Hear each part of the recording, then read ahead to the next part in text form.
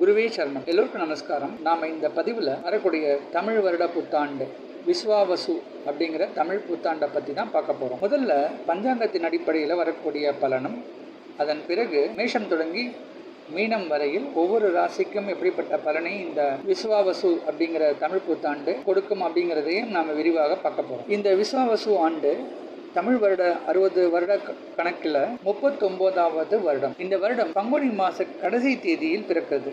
அதாவது சூரியன் பங்குனி மாதம் கடைசி நாளில் சுமார் 2:22 மணி அளவில் மேஷராசிக்கு பிரவேசமாகிறார். அதாவது சித்திரை மாதத்துக்கு முன்னாடியே அவர் பிரவேசம் ஆகிடுறார். இந்த ஆண்டை பொறுத்த வரைக்கும் சூரியன் தான் ராஜா, அதுபோல் சூரியனே மந்திரியாகவும் இருக்க போறாரு. அப்போ சூரியனுடைய ஆதிக்கம் ரொம்ப சிறப்பாகவே இருக்க போகுது. ஆனால் சூரியன் மேஷராசியில் பிரவேசம் ஆகிற சமயத்தில், அந்த காலகட்டத்தில் மேஷராசியின் அதிபதியாக இருக்கக்கூடிய செவ்வாய் நீச்சத்தோடு இருக்கிறதால ஒரு சில பாதிப்புகளும் ஏற்படும். இந்த ஆண்டில் 2 முக்கியமான கிரக பயிற்சிகள் இருக்கு.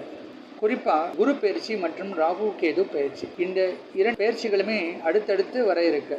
சுமார் 4 நாள் இடைவெளி காலத்திலேயே வரப்போகுது. வைகாசி மாதம் 4ஆம் தேதி போல ராகு கேது பயிற்சியும், சித்திரை மாதம் கடைசி தேதியில் குரு பயிற்சியும் நடக்க இருப்பதால் இந்த ஆண்டில் ஒரு சில ராசிகளுக்கு மாற்றங்களும் ஏற்படும்.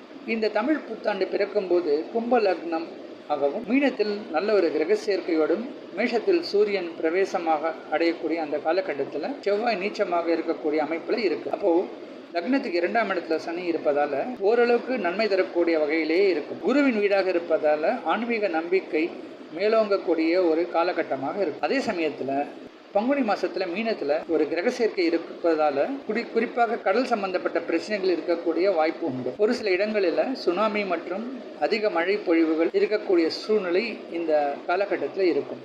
இந்த ஆண்டில் 2 சூரிய கிரகணங்களும் 2 சந்திர கிரகணங்களும் ஏற்படக்கூடிய அமைப்பு. அதில் குறிப்பாக 2 சூரிய கிரகணமே நம்ம இந்தியாவில் தெரியவே தெரியாது. ஆனால் 2 சந்திர கிரகணங்கள் பாதி சந்திர கிரகணமாக இந்தியாவில் தெரியக்கூடிய வாய்ப்பு உண்டு. நீங்கள் நம்ம சேனலுக்கு புதிய மெம்பர் அப்படின்னா இந்த சேனலை சப்ஸ்கிரைப் பண்ணிக்கோங்க. அப்போ தான் நான் வெளியிடக்கூடிய பதிவுகளை உங்களுக்கு உடனுக்குடன் வரும். இந்த தமிழ் புத்தாண்டு விஸ்வாவசு ஆண்டுக்கு பொறுத்த வரைக்கும் சித்தர்களால் பாடப்பட்ட வெண்பா இருக்கு. அந்த வெண்பாவின் பொருளை பற்றி நான் ரொம்ப சுருக்கமாக இதில் சொல்கிறேன். அதோடைய பலன் என்ன குறிப்பிட்டிருக்காங்க அப்படின்னா, இந்த ஆண்டில் அதிக மழை பொழிவு இருக்கக்கூடிய ஒரு ஆண்டாகவும், நல்ல விளைச்சல்கள் ஏற்படக்கூடிய ஆண்டாகவும் இருக்கும். இந்த ஆண்டில் தேவைக்கு மேல அதிகமாக உலகமெல்லாம் அதிக மழை பெய்யக்கூடிய ஒரு சூழ்நிலை இருக்கும். அதே போல நமக்கு தேவைப்படக்கூடிய உணவுப் பொருட்கள் உற்பத்தி அதிகப்படி பெருகக்கூடிய ஒரு காலகட்டமாகவும், அதன் மூலமாக விவசாயிகளுக்கு நல்ல விளைச்சலும் லாபமும் ஏற்படக்கூடிய ஆண்டாக இருக்கும்.